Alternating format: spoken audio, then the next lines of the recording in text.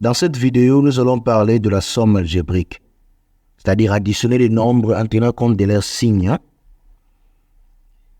Pour mieux comprendre ces concepts, nous n'allons pas nous plonger dans les définitions, mais nous voulons explorer quelques exemples concrets. Faites un like, abonnez-vous si vous ne l'avez pas encore fait. C'est gratuit, c'est rapide, ça ne vous coûte rien, mais c'est énormément important pour promouvoir la chaîne. Merci. Bon, les premiers exercices, nous avons 3 plus 7. Là, c'est facile. Nous savons que 3 plus 7 égale 10. Plus 7 égale 10. Mais nous observons, à partir de la réponse, nous allons établir une propriété ou encore une marche à suivre qui va nous aider à trouver facilement la réponse par rapport aux autres numéros. 3 plus 7 égale 10. Nous observons 3 est de quel signe? Même si on n'écrit rien devant, ça signifie plus 3. 3 est plus. 7 aussi est plus. C'est-à-dire que 3 et 7 ont les mêmes signes. Ils ont les mêmes signes. Et la réponse nous a donné quoi? 10.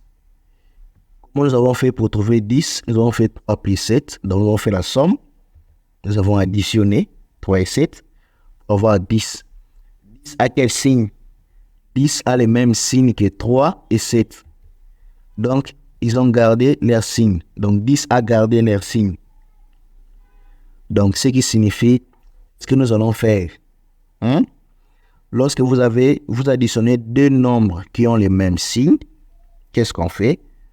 On additionne ces termes-là et puis on garde leurs signes. OK. Le numéro 2. Moins 3, moins 7 égale, je regarde, moins 3 à quel signe? Signe moins.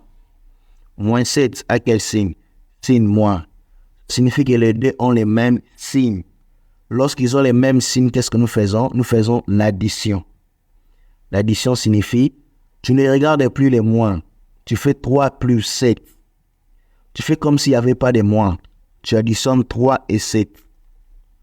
Et 3 plus 7 nous donne 10. Et quel est le signe de 3 et de 7? C'est de moins. Donc, tu mets leur signe ici. Donc, moins 3 moins 7 égale moins 10. Tu additionnes et puis tu gardes leur signe. Pourquoi? Parce que les deux ont le même signe. Ce sont des négatifs. Ça va? On avance ici. Moins 7 moins 3 égale. Moins 7 à quel signe? Signe moins. Moins 3 qui suit à quel signe? Signe moins. Ils ont les mêmes signes, les deux là. Ce qu'on fait, on additionne, on fait 7 plus 3, 10. Et on garde leur signe, moins 10. Les numéros qui suivent. 7 moins 3 égale. Là, nous savons que 7 est plus, mais le nombre qui suit, moins 3, n'a pas le signe plus. Donc là, nous sommes dans un autre cas. Les deux termes ont chacun un signe différent. Ils ont des signes contraires. Mais nous savons depuis l'école primaire que 7 moins 3 égale 4. Non? 7 moins 3 égale 4. Nous observons à partir de 7 moins 3 égale 4 pour savoir comment est-ce qu'on additionne deux termes qui ont des signes contraires. 7 à quel signe? Signe plus. Moins 3 à quel signe? Signe moins. Nous comprenons qu'ils ont des signes contraires. Comme ils ont des signes contraires, qu'est-ce qu'on a fait? Comment on a trouvé 4? On a fait 7 moins 3. L'autre terme, on a soustrait. C'est la soustraction que nous avons effectuée ici. La soustraction. On a fait 7 moins 3 pour avoir 4. Et 4 a quel signe? 4 a les signes de 7. On voit entre 7 et 3, c'est 7 qui était le plus grand en valeur absolue. Si on ne tient pas compte des signes, c'est 7 qui est plus grand. Donc, la réponse 4 a suivi les signes du nombre qui est le plus grand si on ne tient pas compte de leurs signes. En d'autres termes, on dit en valeur absolue. Donc, la réponse, les signes du plus grand nombre en valeur absolue. Celui qui est le plus grand en valeur absolue. La réponse suit les signes de celui qui est le plus grand en valeur absolue. Retiens, s'ils sont des signes contraires, nous faisons la soustraction.